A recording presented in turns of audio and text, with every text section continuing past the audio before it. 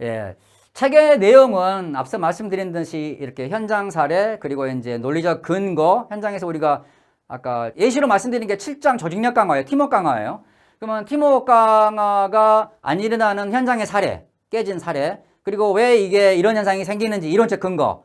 그 다음에 또 이어지는 게 뭐냐면은, 제가 이제 현장, 이거는 이제, 다른, 연구자들이, 연구한 게 아니라 제가 현장 서베이를 해가지고 나온 데이터를 항상 그 뒤에 이렇게 붙여놨습니다. 항상 제가 이제 이 서베이 하는 걸 되게 좋아하거든요. 매월 직장인 대상으로 해서 올간 리서치라는 이름으로 서베이를 합니다. 제가 이제 어느 정도 패널이 좀 있어요. 요 같은 경우에 이제 동료 관계가 조직력에 미치는 영향이라는 테마를 가지고 서베이를 한 거고요. 한 496명 정도가 이제 앙케이트에 응답을 해줬습니다. 제일 먼저 물어본 게 이거였죠. 기한 현재 직장 동료들 관계가 어떻습니까? 대부분은 좋다고 합니다. 근데 재밌는 현상이 불만이다가 4.4%나 돼. 한 5% 정도. 보통 불만이면 조직을 나가지 않나요? 불만인데 붙어 있는 이유는 뭐야? 이게 뒤에 여기는 안 나왔지만 있어요. 이유가. 갈 데가 마땅치 않아서. 아무튼 대부분은 만족한다. 예, 말씀을 드리고 싶고. 동료들과의 관계는 어떠한가요를 제가 이제 실적으로 대입해가지고 이제 이거를 관계 분석, 상관관계 비교 분석이라고 하는데 실적에 대입해서 한번 비교 분석을 한번 해봤어요. 그랬더니만은 우리 회사가 작년보다 실적이 좋습니까? 아니면은 잘 모르겠거나 비슷합니까? 아니면은 작년보다 실적이 안 좋습니까? 이렇게 해서 세 개로 나눠서 중간은 떼어버리고 작년보다 실적이 좋다고 응답한 그룹 A군, 그 다음에 작년보다 실적이 안 좋다고 응답한 B그룹, B군, 요거를 아까 보여드렸던 회사 동료 관계 좋다, 나쁘다, 이거라고 이제 사람 매칭을 시켜봤거든요. 했더니만은 이게 어떻게 보면은 이 사람들도 이게 이제 그 1년 중간에 서베이한 거라 결과는 몰라요. 이 회사가 실적이 좋은지 나쁜지는. 그런데 그래프에서 보시면 아시겠지만은 동료 관계가 원만하다고 답한 그룹일수록 우리 회사 실적이 더 좋아요 라고 말한 퍼센트가 높다라는 거죠. 뭔 말이에요? 동료 관계가 감각적으로 사람들을 긍정적으로 생각하게 만든다는 거예요. 어디에 대해서? 회사에 대해서. 그리고 내 일에 대해서. 이게 심리적으로 영향을 미친다라는 겁니다. 자, 조금이라도 동료 관계에 어려움이 있다면 어떤 것입니까? 제일 많은 사람들이 응답한 게 이 커뮤니케이션, 소통, 말이 안 통해 말이 이제 이게 제일 많이 나왔고요. 그 다음에 이제 업무 분담, 이런 순서대로 나왔습니다. 이거는 잠깐만 참고를 해주시고, 이것도 이제 저희가 분석을 서베이를 하게 되면은 주로 가장 많은 속성이라고 그러죠. 구분자를 팀장급 이상, 그 다음에 팀원 이렇게 나눕니다. 왜냐하면 조직에서는 계층이라고 그러는데 가장 계층의 큰 브레이크스루, 변혁이 크게 일어날 때가 뭐냐면은 일반 팀원에서 팀원과 이 장, 매니지먼트, 팀장으로 올라가는 때가 제일 크거든요. 그래서 소위 말해서 어깨에 견장을 한다고 하잖아요. 일반 팀 멤버하고 조직장이라는 거는 무게가 하늘과 땅 차이입니다. 생각, 사고 완전히 달라요. 그래서 항상 서베이는 요게 가장 먼저 들어가야 됩니다. 이 구분자가. 팀장급 이상, 팀원. 그 다음에 또 하나 보는 게 이제 남성, 여성. 그 다음에 세 번째 보는 게 연령대. 20, 30대, 40대, 50, 60대. 얘는 연령대로 한번 나눠본 거거든요. 20, 30대, 그 다음에 40대, 50대. 했더니만은 여기서 보이는 특징은 뭐냐면은 나이가 어릴수록 대부분 이제 커뮤니케이션에 대한 불만, 나이가 올라갈수록 업무 능력에 대한 불만, 그런 거죠. 나이가 내려갈수록 항상 불만이 뭐예요? 이 윗사람들, 나이 먹은 사람은 대화가 안 돼요. 대화가 일방적이야. 이런 안에 내부의 목소리가 크잖아요.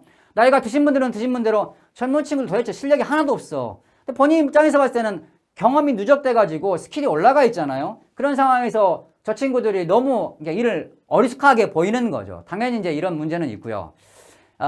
요게 이제 요 여러 가지 그 질문 중에 요게 굉장히 조직력과 관련된 재미있는 답변입니다. 앙케이트입니다. 뭐냐면은, 회식을 물어봤어요. 요즘 젊은 친구들은 회식 가자면 안 간다라고 제 주변에서 하도 많이 이야기하니까. 근데 여러분 아세요? 음주 소비량은 나이 들수록 음주 소비량이 줄어들고 나이가 어릴수록 음주 소비량의 퍼센트는 해년마다 올라갑니다. 그 말은 뭐예요? 술을 안 마신다는 게 아니라는 거죠. 그래서 그거 한번 물어봤어요. 회식이 팀워크 향상에 도움이 된다고 생각하나요? 50% 이상이 그렇다. 아니다라고 답변한 그룹은 16%. 이제 남녀의 차이가 있고요. 여자보다는 남자가 긍정적이고, 그 다음에 연령대로 오면은 이제 40대가 제일 긍정적으로 생각하고, 이게 재밌어요. 자, 이거를 뭐에 대입을 시켰느냐, 링크를, 비교 분석을 했느냐. 아까 처음에 보여드렸던 당신은 동료 관계가 어떻습니까? 여기에 이제 링크를 한번 시켜봤거든요. 했더니만은 동료 관계에 대해서 만족하면 할수록 회식에 대해서 찬성에 가깝다가 88%. 동료 관계가 불만인 친구들은 회식에 그딴 걸 왜 해? 회식은 나는 안 갈래. 76.9%. 이게 뭐예요? 회식 그 자체에 대해서 싫다 좋다라기보다는, 그러니까 내가 술이 좋다 싫다라기보다는 아니란, 내가 인간관계, 내 조직 내부의 팀 내에 인간관계가 좋으면 회식을 긍정적으로 생각하는 거고, 내가 인간관계가 불만이면 회식을 꺼려하는 거예요. 싫다는 거예요. 예. 이게 사람의 심리에 따라서 회식도 왔다리 갔다리 한다. 그 말씀을 드리고자 하는 겁니다. 회식 찬성의 이유가 대충 이렇게 있고요. 이게 이제 그 책 안에 서베이 분석하는 쪽에 제가 넣어봤습니다. 여기에 이제 마지막으로, 자, 그렇다면 회사가 주관하는 공식 회식의 주기는? 라고 물었다면 대부분은 분기 1회, 3개월에 한 번씩 요걸 제일 선호하더라고요. 두 번째가 이제 월 1회, 이제 반기, 이거 이제 비슷하죠. 근데 이것도 주로 팀장급 이상 관리자급은 월 1회 쪽을 선호하고, 2등이. 그 다음에 팀 멤버들은 반기 1회, 6개월에 한 번을 더 선호하고, 이것도 자기 포지션에 따라서 갈리더라고요. 이렇게. 예. 우리 조직에 계신 분들, 관리자분들, 가장 적당한 거는 분기 1회입니다. 예. 오피셜하게 봤을 때. 그리고 두 번째, 저 사람들이, 젊은 친구들이 나 제 친구들은 안 가요 라고 하면, 안 간다는 핑계는, 그럴듯한 핑계는 항상 됩니다. 근데 저 친구들이 안 가요 라는 핑계는 사실은 나 우리 조직팀 같이 일하는 사람들 별로 마음에 안 들어요 라고 이렇게 받아들이면 좋겠어요.